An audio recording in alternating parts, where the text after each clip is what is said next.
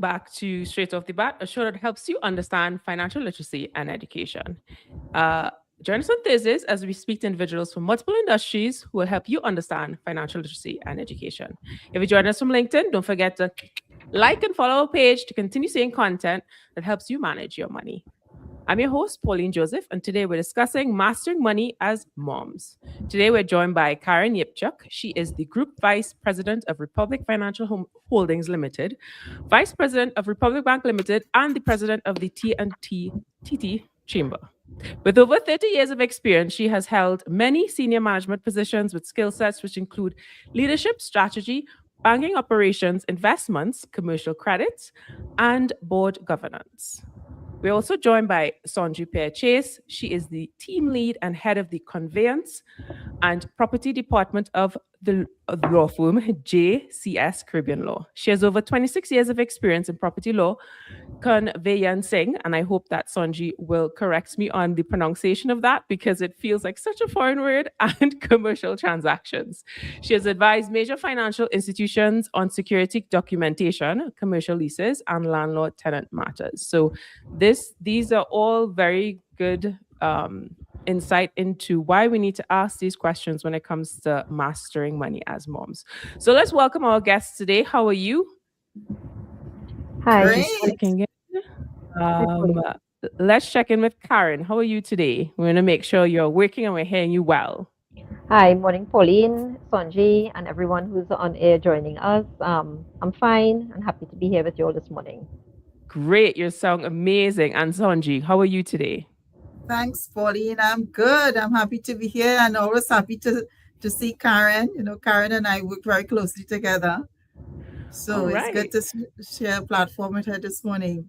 Fantastic. So we have so much to learn, and people think that 60 minutes is a long time. By the way, Sonji, how do you pronounce it? Conveyancing? You need to teach me.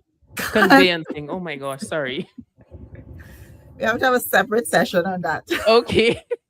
Well, you have a lot to teach me, so thank you so much. So when it comes to mastering money as moms, let's start with Karen. You know, what has been your personal relationship with money and how has it evolved with time? Okay, well, Pauline, I would say that from the very beginning, I have always been a very disciplined saver. And that it would have started off with my very first job, which was here at Republic Bank. And, you know, developing a budget from the very beginning and knowing how much I needed to live on and how much I could have started to save from the beginning. And that's what I did. Put aside some money, you call it paying yourself first, which is money that you put aside towards your savings, and you try to put it somewhere separate that you don't touch it. Because I do really believe in the power of compound interest.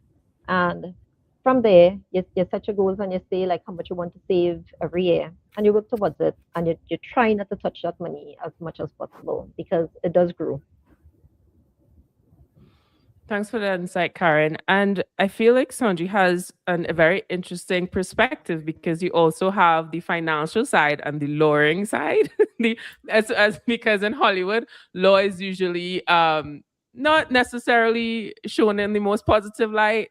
So I want you to shed some light on when it comes to management of money from a personal perspective, and then your background, obviously, with law. Definitely. And thanks, Pauline. And really, I will start off by saying, you know, that's one of the myths because we look at so much television shows involving lawyers, and there's always the sentiment that lawyers make this huge set of money, that lawyers milk their clients, and as such, we have stashes and stashes of money that we could easily go to. And really, it is a myth. You have to be able to manage your resources well, especially early in your practice. And the reason why Karen is a very successful banker as she is articulated in her introductory remarks. So she started off very prudent, very frugal in terms of her management of money. I would say in the early part of my career, it's not that I wasn't frugal or I wasn't prudent, but because you just came out as an attorney, and then I had the reality of being a single parent very early in my career. So my management of money in the early stages of my career was not as well as it is now. You know, it took a long time for me to make certain adjustments and realize that I had to put certain plans in place if I want to secure my future and that of my son. Yeah.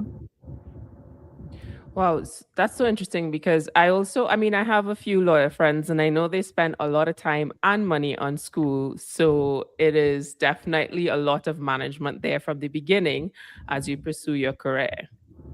Yes, yeah. So the education part of becoming an attorney at law, especially if you're funding it out of pocket as I did, it's very costly.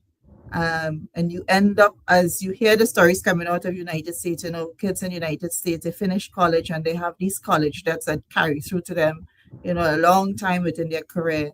It happens to those of us who have to fund our tertiary education uh, out of pocket. And it was my case, at both my undergrad degree, then my postgrad qualifications, which I have quite a few, were all funded out of pocket.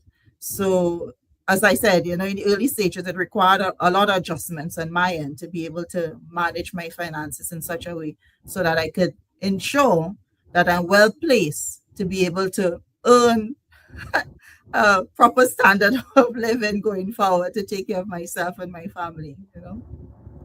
Well, thank you so much for sharing that story, Sanji. So we want to have a conversation around leadership, especially, in this space and financial space. So this question's for Karen as a C-suite leader, and a mom. How do you approach financial decision making differently at home versus at work?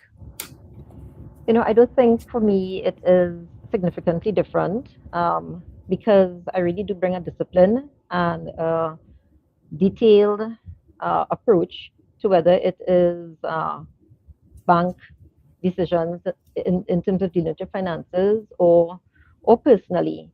And even in listening to Sanji just now I don't know when I'm speaking, I only see myself. I can't see y'all.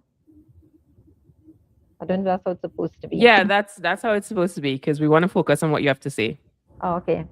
So, even Sanji, before you would have gone to law school, you would have had to save to get a down payment, to get the financing or to even start off, even if you had to take a loan for it. So from very early, I wouldn't say, okay, even as a child, we could teach our children how to save and put aside some money. And it's really all the same principles that you're carving out a little bit of something and putting it aside so that it could grow. And if even if that is for investing in your education or towards some other purpose, that discipline has to be there from the very beginning. You talk about the difference between work and at home.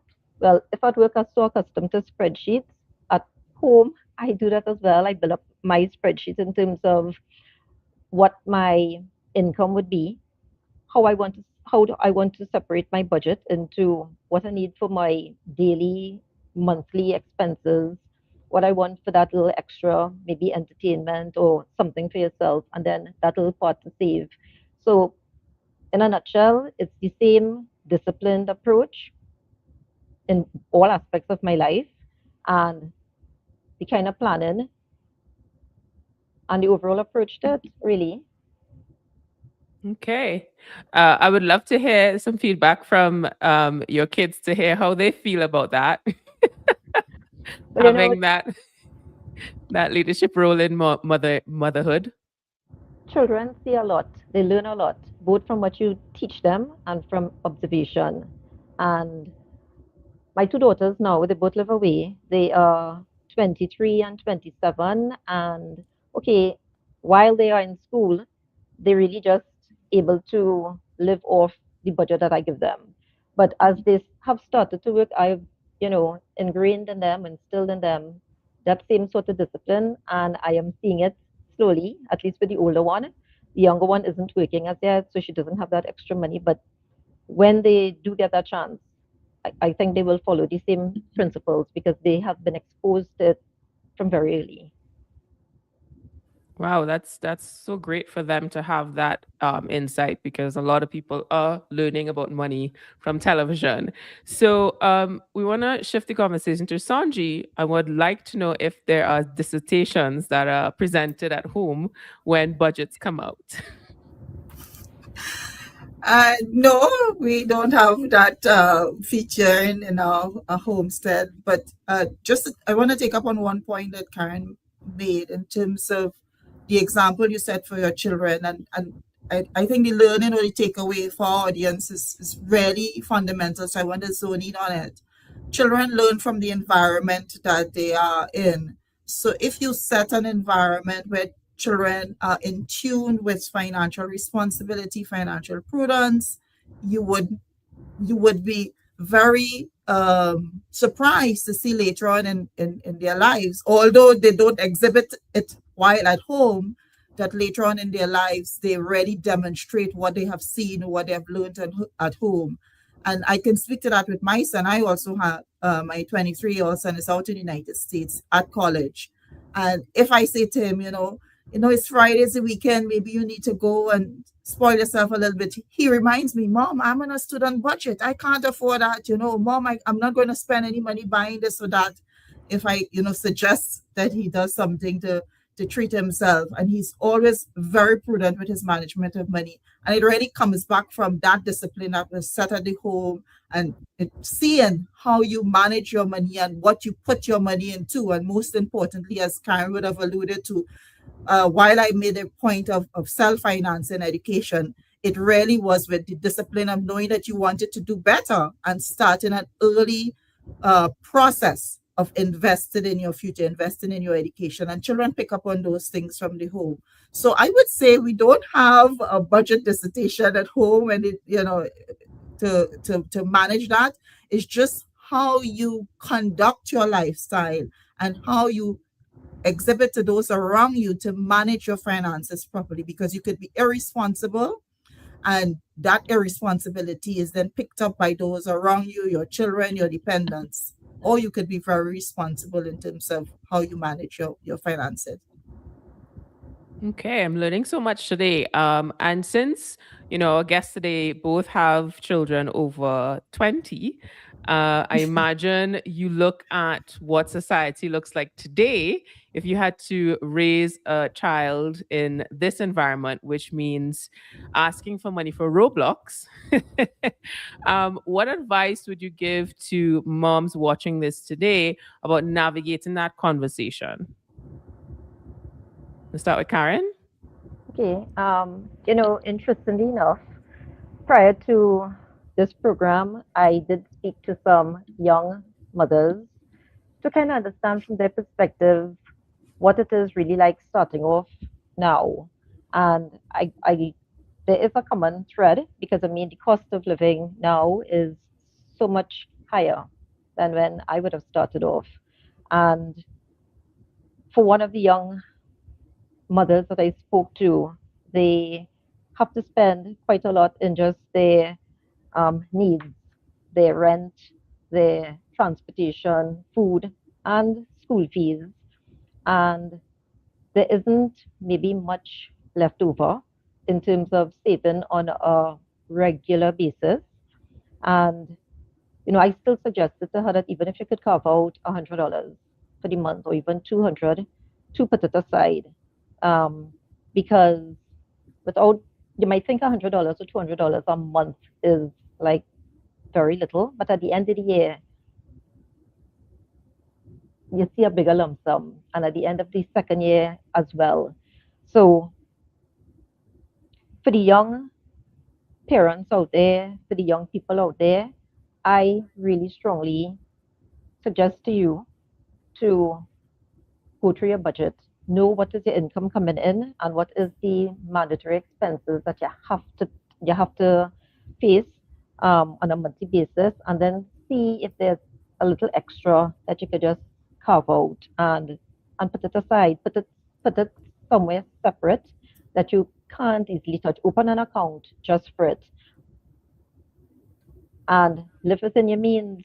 Live, yes, you have to treat yourself every now and then, because that's what life is all about. You can't just be entirely sacrificing, but do try to live within your means, and do try to save on a consistent, regular basis, because it will grow. And another thing is, speaking to another one of them, in the bank, we might have something like a bonus or a profit share, and other organizations would have something like that. If any money comes into you that you're not really accustomed to on a regular basis, the fact is you weren't dependent on it, and it wasn't part of your monthly budget. So when it comes in, because you weren't accustomed to it, see what aspect of it you could carve out and put aside as well into your savings, so that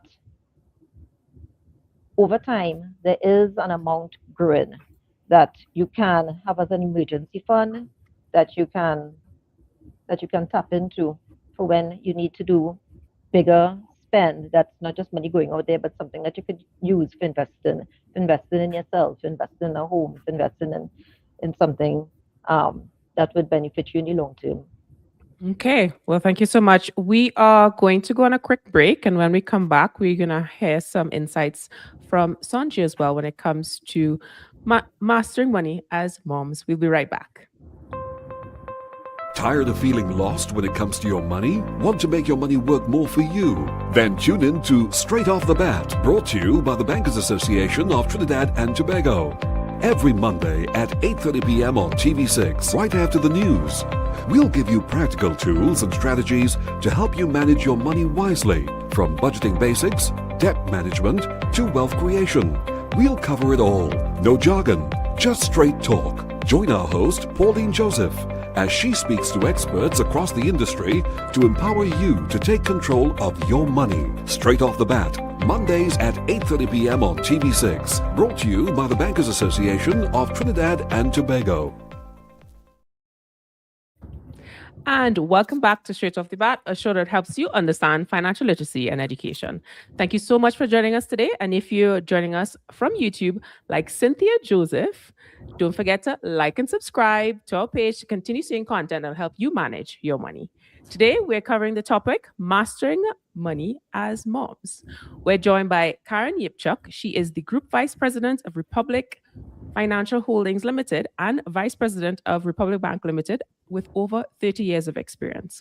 We're also joined by Sanji Pesh Chase. She's the team lead and head of the conveyancing and property development of the law firm JCS Caribbean Law. So we'll bring them back in. And just before the break, we were having a discussion around what it's like to be a mom during this time, especially with the evolution of digital media and having access to managing your kids, especially when they're younger, what the expectations are like when it comes to managing money. So we want to go into a little different conversation when it comes to trading off between career growth and family priorities. So we're going to have to go back a little bit, because I know you both mentioned that your kids are off in school and managing sometimes school and work. So if we were to go back as to when you started off, Sanji, what are some of the biggest financial trade-offs you've had to make between career growth and family priorities? Pauline, I didn't get your question. Could you repeat it for me? Sure, no worries. So what I was asking, what were some of the biggest financial trade-offs you've had to make between career growth and family priorities? Oh, got you. No worries. Yes, so of course, as I said earlier, I would have had my son very early in my career. As a matter of fact, within 2 years of graduating as an attorney, so I didn't get a chance to build up all those boxes yet that people allude that attorneys have stashed away. So for me, education was always a key part of my makeup. I was very much in tune with wanting to advance myself educationally and study as much as possible, get as much qualifications under my belt. So whilst I was pregnant, actually, I had enrolled to do a Master's of Law degree, and that had to go on hold because of my pregnancy. And then there are other professional development programs that I had planned to do, and I had to postpone them. I was able to come around to do them in the future, but being a mom and being a young mom and a new mom, all of your attention goes towards this child or children, if we have multiple, that you rarely defer anything that you want to invest in yourself. And in my case, luckily, it was a deferral for a period of time that I was able to get back onto track and finish all my professional development programs that allowed me to advance very quickly in my career. But for a lot of young moms, that may not be possible. So you direct all your finances and all your energy in your young children because it's important. And just to take up one of the points that Karen made in terms of, when we speak to younger moms and young women who are looking to become moms, is instilling in them the understanding that children are very expensive. So if you are planning for a family, and we hope that, in most instances, it's a plan and, it's not something that happened by VAPS. If you're planning for a family, you understand that it requires a lot of financial sacrifice, sacrifices from yourself, sacrifices probably from your home, deferring vacation, to raise a family, especially when you're very young in your career. And there's one point that I want to emphasize, and it comes out of my practice. When we don't put those financial systems in place for children very early, like especially if we want our children to move forward in tertiary education in terms of setting aside a fund and saving for their education, you would see, well, I have seen it in my professional career, where mature parents have to go and do refinancing on their mortgages. They have to take out third and second loans in order to complete their children's education. And it puts them into a financial strain later on in their life. So imagine you are in your late 40s, you're in your early 50s, and you are now, encumbering yourself even further because you didn't have that nest egg set aside for your children. And you are keen on ensuring that your children have that education that you envision for them. So you are now putting yourself in further financial challenges. So it's one of the things that if our younger audience want to be aware of, is ensuring that we understand all of these components in raising children very early o'clock so that we make sure that we put the right measures and systems in place.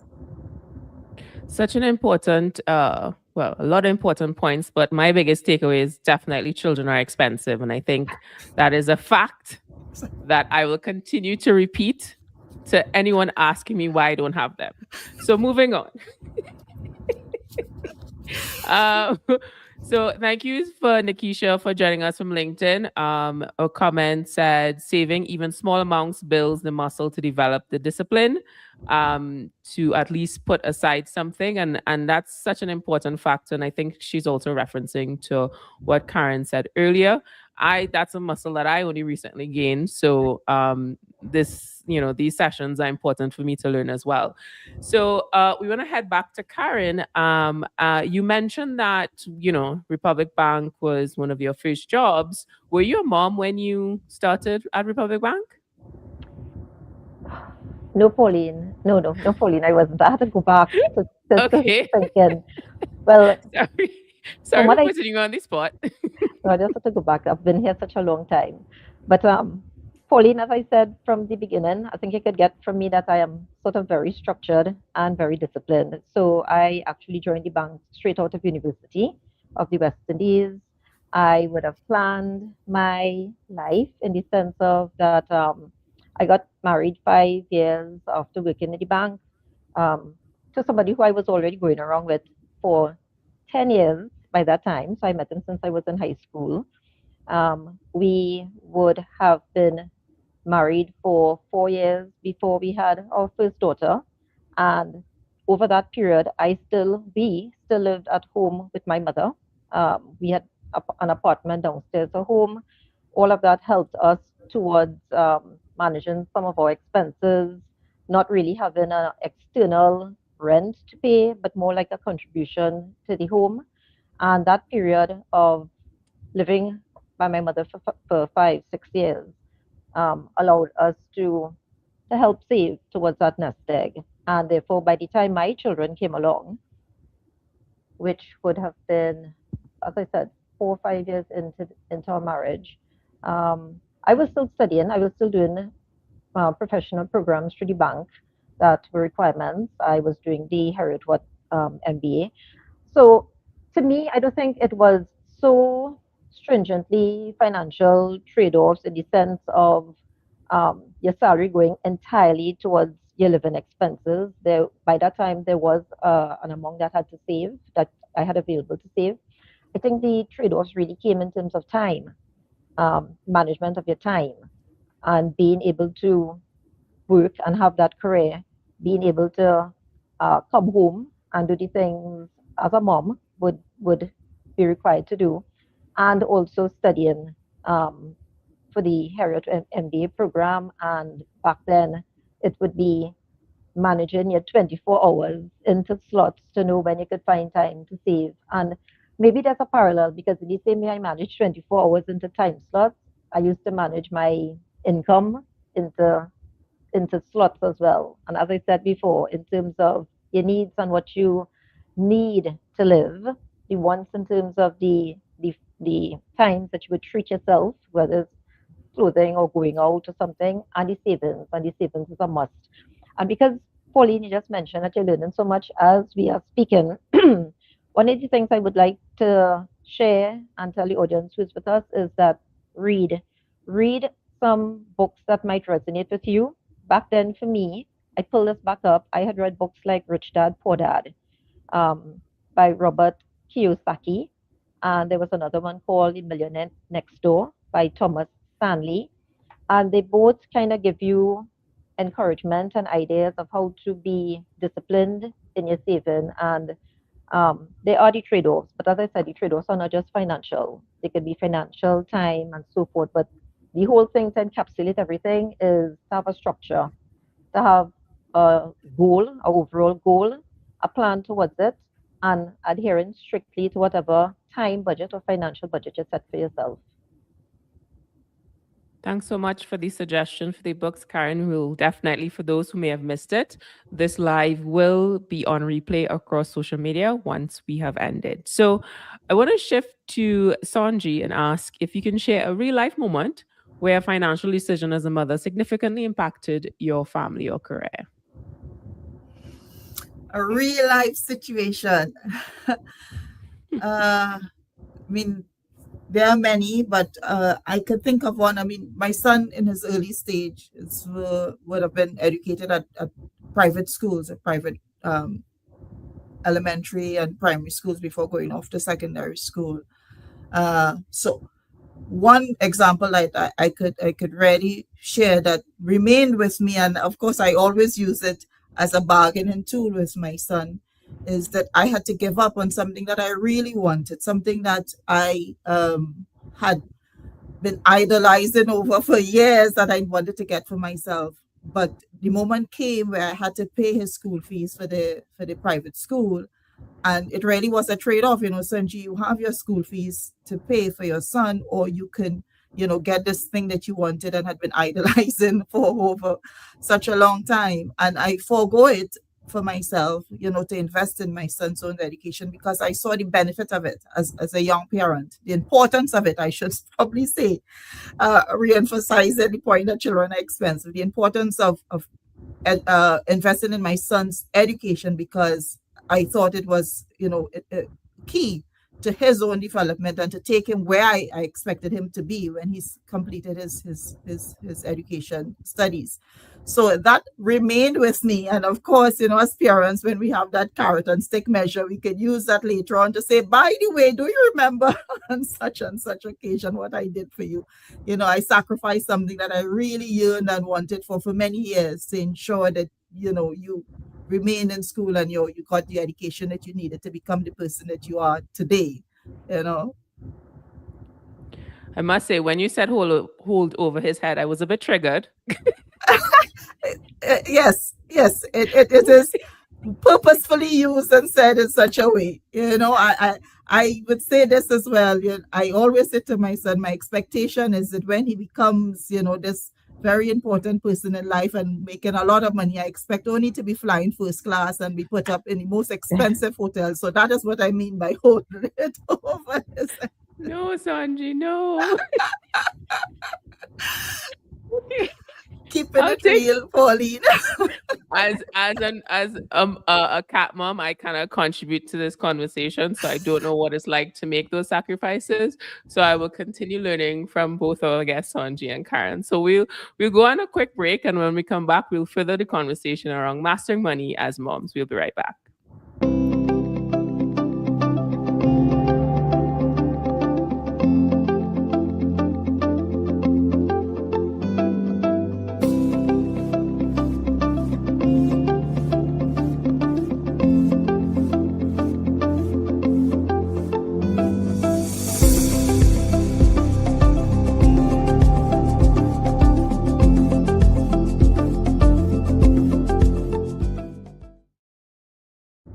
And welcome back to Straight Off the Bat, a show that helps you understand financial literacy and education.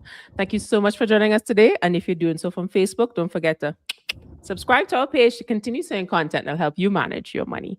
Today, we're covering the topic mastering money as moms. We're joined by Karen Yip Chuck. She is the Group Vice President of Republic Financial Holdings Limited, Vice President of Republic Bank Limited, and the President of the TT Chamber. And she has over 30 years of experience, so we have a lot to learn from her today. We're also joined by Sanji Chase. She's the team lead and head of the conveyancing at Property Department of the law firm JCS Caribbean. So we're gonna bring our guests back in, and I just want to shout out to Gail. I think that investing can be engaged in also as a recurring monthly withdrawal, so one does not have to think about it even into retirement. This can be done. So anyone has anything to chime into that comment? Because investing is such a hard conversation to have if you've not had that baseline and that mom to teach you that this is important. Yeah, Pauline, I would say Gail is on the point very, very early in your career. And I think, Karen definitely alluded to that. You have to have that diligence. So if you set up a standing order on your account, which I did, as soon as I graduated from law school, you set up a standing order on your account, even if it's the smallest amount, $100 or $200, you forget that it's even there. It's not a commitment that you are making, that you voluntarily invested in something, and then you are so surprised after a couple of years that you have accumulated this nest egg. And it worked for me because, of course, when I needed funds for other professional development programs, I realized, okay, I'd accumulated so much money without even realizing that it was happening. So for young moms or young adults who are starting off as professionals, I would strongly advise the very first thing you do when you get your job is to put a standing order on your account and set aside, if it's just a couple $100 a month, to go into some investment account that you don't touch, you don't even remember that it's there. And then before you know it, you have accumulated a lovely nest egg that can help you out in the future. I'll give way to Karen. Well, before we go to that, I want to head up because for some reason we've just opened the floodgates for comments. So I want to address as soon as possible because everyone thinks that these women are such an inspiration. So we want to tap in to that 30 years of experience, Karen, and ask this question from Cassandra on Facebook. I raised 4 kids as a housewife. 2 of them went to school abroad. My husband was the one in control of all financial and bills. And I have no savings now that he's retired. I have no idea what to do. Do you have any advice for Cassandra, Karen? Yes. Okay, so Cassandra, as a housewife, it sounds as if you should have at least been handling some aspect of the household budget, unless your husband paid all the bills back then. But okay, you asked about your question today. So today, as a retiree, he is receiving a pension. Hopefully, you have some access to that money in the sense of when it comes in, if it is supporting you all both now and the family, that whether he still manages the account or ideally it's a joint account that your name is on as well, in the event anything happened to him, that you all could sit down and still discuss from it what do you carve out in terms of your expenses, and you should have been getting some amount being paid to yourself, because a housewife is the biggest job of all, running the household, the family, and the children. but you do need to get some sort of income coming into you, whether it is from your husband's pension or something that you can do for yourself. Um, some sort of self-employment, some sort of catering, something that you need to get. You could only save if money is coming in, right? So the money first has to come in through whatever means, and then from that you could carve out and a portion that you could put aside towards saving. And I do want to just go back to what Gail had said before. It all really depends on the individual's discipline. So yes, maybe the easiest way for most people is to set up a standing order so that the money comes out and you never see it and it goes towards saving. But if you are an individual that is structured and disciplined, then you for yourself could know that when you do get money coming in, put aside 10, 20% of it, again, somewhere that you will not touch on a daily basis. Do leave it easily accessible, set up a separate account for it so that it can stay and grow. Thank you for the advice, Karen. Sanjay, I saw you shaking your head. You wanted to add something? Well, really, it's just an affirmation of Cassandra's story. I mean, in my legal practice, I see it so much. I mean, in Cassandra's case, her husband is still alive.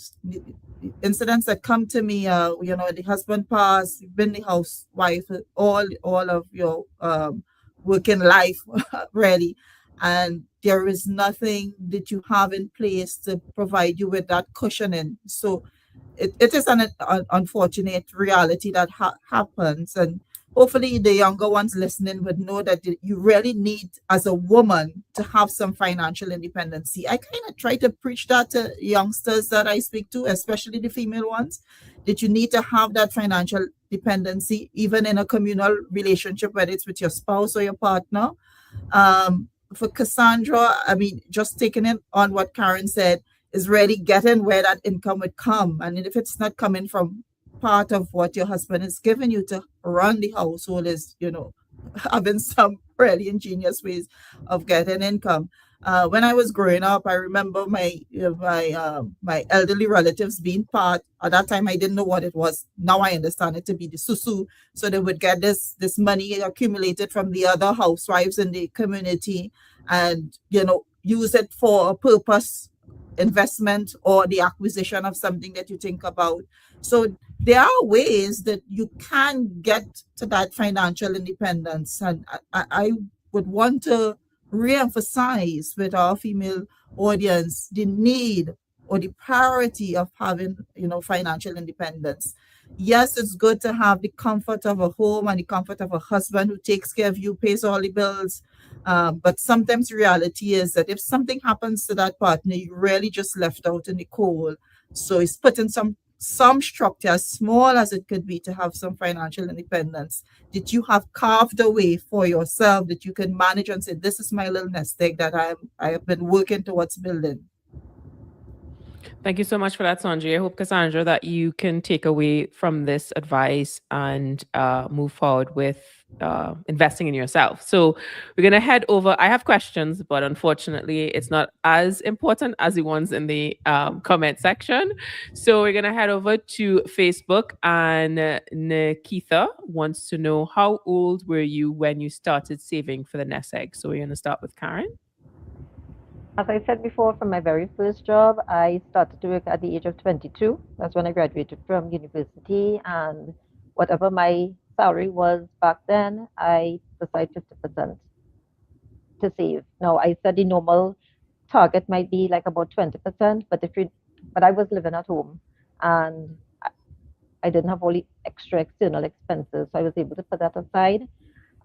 Over the years, starting with that figure for me, over the years, if I got a salary increase or some extra money coming in, because I was accustomed to living on 50%, anything extra that I got, I had put it to savings until I ever needed to tap into that saving, like for a car, for our first home. So I would say from the very beginning, and that's like talking about your first salary. But there is an element as a child that my mom used to work in the bank. So my mom would have opened bank accounts for us, and from the little allowance that we got, we were encouraged to save. I wouldn't count that as really towards the nest egg, because as a child you probably used that out at some point in time. But what that did was my mom exposing us to saving from very early gave us that discipline about the importance of saving, the real significance of compound interest, just leaving that money there, and over time, as it builds and the interest that it earns, eventually the interest contribution is also very significant, and it grows. And today, people listening are not just limited to savings accounts. You have money market, you have investing in shares, whether locally or abroad on different platforms.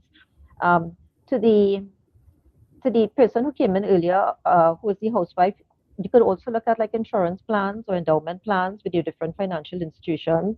And that's all, again, the principle of just putting aside some amount, whether it's a cover the premium or a regular monthly contribution. And there is a commitment that it grows, or it covers, you know, 100,000 with a 4% guaranteed return, as the case may be. So you could look into those plans. You could talk to whoever's your bank or come into any of the financial institutions and get some advice from any of the providers. Thank you so much, Karen.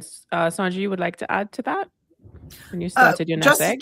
just like Karen, I mean, right out of law school. So when I graduated from law school, my very first job, I did just what our caller, I mean, LinkedIn subscriber indicated. I set up that standing order on an account on my savings account, which was open at UE Republic Bank, and all of us who passed through there would have had that UE Republic Bank account, and transferred it out of that account into another account where I didn't have any immediate access to.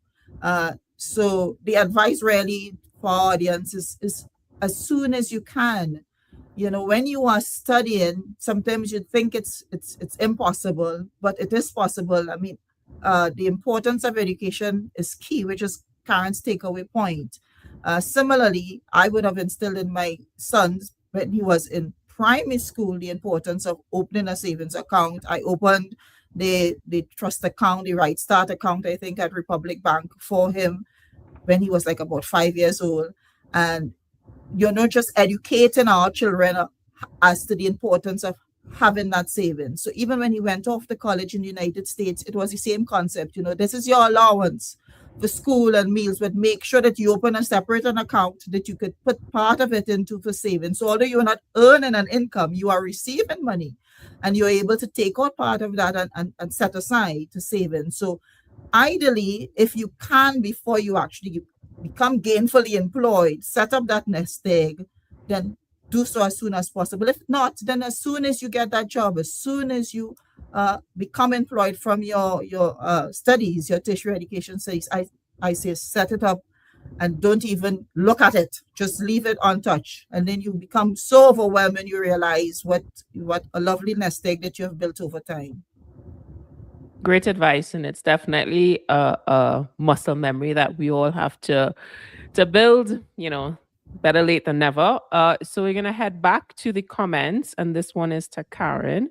Leela Singh wants to know, as a new employee at a local bank, what are some pieces of advice you can share on career mobility and advancement within the local banking scene with respect to women aged 34, which is very specific, Leela. Plus, do's and don'ts money wise. Okay, so wherever somebody's working, doesn't necessarily have to be in the bank. I think that you really do need to stand out in the sense of, you know, give it your all in terms of the job that you are doing, but don't just limit yourself to your current job.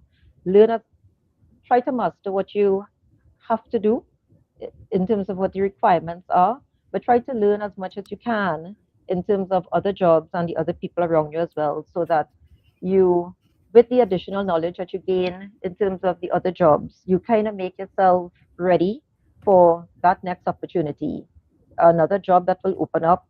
It wouldn't just be that you have, you know, the requirements of job A, but you know parts of job B and C and so forth, so that you put yourself more marketable. Because remember, whatever opportunity opens, it's not just opening for you. You're competing against amongst other people who are also maybe goal oriented and want a promotion and want to move up. So, what we look for as leaders in the organization, first of all, would be somebody's attitude and disposition to work, that they are positive, that they doing a great job in terms of quality, delivery, um, time management, that they are team player, that they're working well with others, and that they even show leadership abilities, because leadership is not a position and leadership is not a title. Leadership, everybody's a leader in some way, and it's how you show how you interacting with others, how you're serving your customers, how you willing to do more than just what is required of you, actually all culminates in preparing you for the next position, because those are the things that we look at. And the question has disappeared, so I can't recall what was the latter part of the question. Pauline, um, I believe the do's and the don'ts. do's and don'ts money wise. Well, as I've been trying to reiterate all the time, the do with respect to money is respecting money. I'll give you even some little things there. As women, don't put your purse on the floor wherever you are, because they always say that's being disrespectful. Put your purse on a chair, on a table. That's what is holding your funds, your future. Um, do try to save, and the only way you can save, as I said before, is understand your budget. Understand what you really need to get by on a day-to-day basis and to live. Maybe keep a little extra for, to treat yourself, but do put aside something to save. The don'ts with respect to money, don't spend it all on just money that will just go out, that you don't ever get back. If money is going out because you're putting some in a savings account, or you're putting towards an endowment plan, or insurance, or annuity, or some kind of savings, that is money that you're carving out, but it's not going out as a sunk cost and will never come back in. That is actually going to saving. And another thing with don't get accustomed to just spending everything paycheck to paycheck. Manage your debt, manage your expenses. If you all have credit cards, manage your credit card. I know that we as the banks require you to just pay the minimum amount towards your balance. But ideally, if you could pay off your credit card or the majority of it, try to reduce your debt. Try not to build up unnecessary debt, especially not on luxuries. When you have to build up a debt, let it be on something that is an investment towards a home, or towards something that in turn can generate some income for you. Well, thank you so much for that, Karen. And thank you so much, Leela, for giving us that question. We're going to go on a quick break, and we have less than 10 minutes, but we have one or two more questions to answer with our guests, Sonja and Karen. We'll be right back.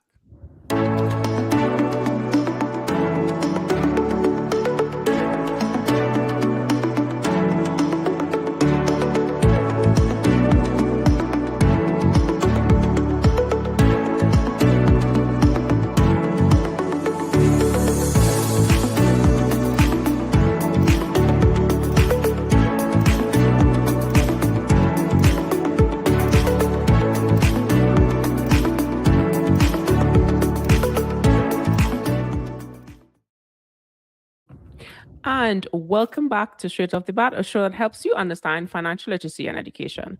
Thank you for joining us today. If you're doing so from YouTube, don't forget to subscribe to our page to continue seeing content that'll help you manage your money. Today, we're covering the topic Mastering Money as Moms. We're joined by Karen Yip Chuck. She is the Group Vice President of Republic Financial Holdings Limited, Vice President of Republic Bank Limited, and the President of the TT Chamber. We're also joined by Sonji Pear-Chase. She is the Team Lead and Head of the Conveyancing and Property Department of the law firm JCS Caribbean Law. So we have covered quite a lot here in this session, and we have had a lot of questions in the comment section. But I know that a lot of people will be watching this and have to navigate a financial setback. So we will start with Sonji. Have you ever faced a financial setback or uncertainty as a mom? And how did you navigate it? Yes, certainly. I think most of us, if not all of us, do have financial setbacks. And this became public knowledge because I made it public knowledge when I was doing a feature for one of the media on International Women's Day. Not to early in my career, or not too long after getting into my first job, I actually lost that job. And when I lost the job, I actually was pregnant at the time. And it presented a definite blow, not just to my mental composition in terms of what it is my career was presenting at the time, but it presented a serious financial challenge because I know I was going to have this young baby soon, and I was worried whether I'll be able to cope financially, mentally, all the leads that you could think about. And if I have to put a marker on what would have been the greatest setback for me, it would have been that experience. Now, I could have approached it in many different ways. I did decide to take a break from my legal career.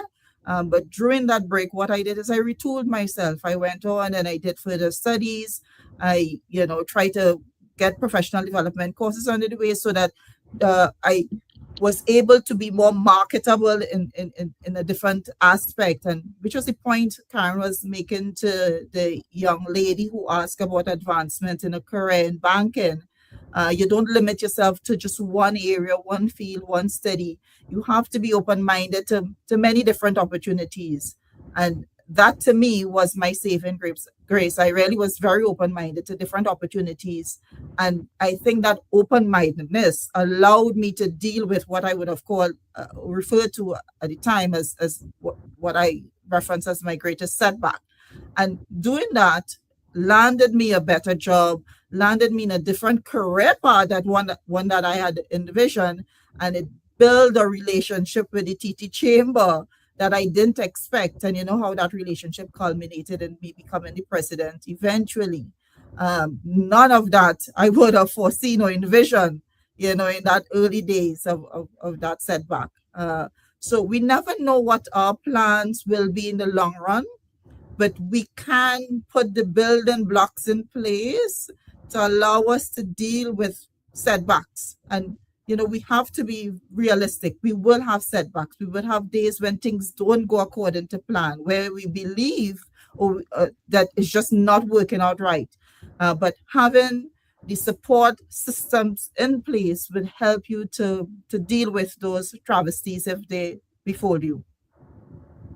Thank you so much for sharing that. And speaking of support system, Karen, I wanted to find out because you did mention when you started off having the access to your family's home.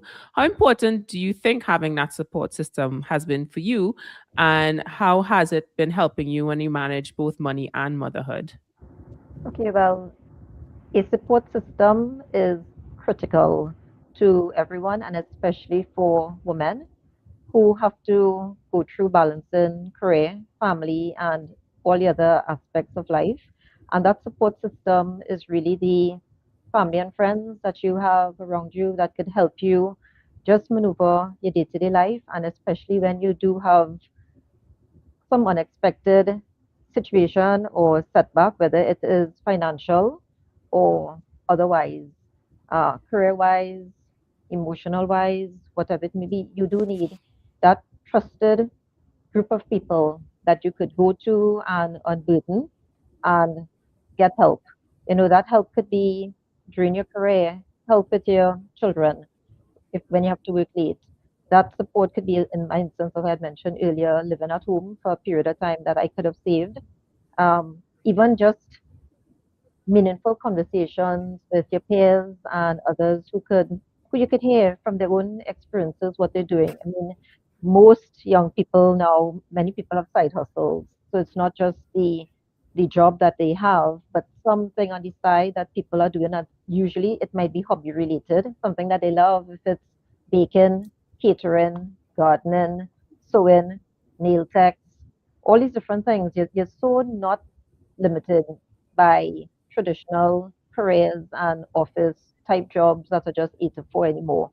And even if you are in a job like that, nothing stops you on the side from doing extra to earn yourself some money. And maybe you will get those ideas from other women, from other support groups, So I would say that support is critical, and not just like one support group.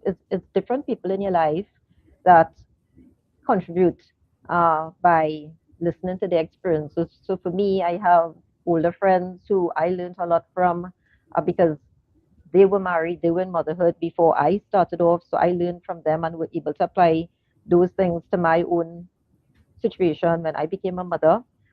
At my age now, I have younger friends that might encourage me to go out and balance off that side of life, that is not just all about work, and of course your family as support. So don't take it for granted.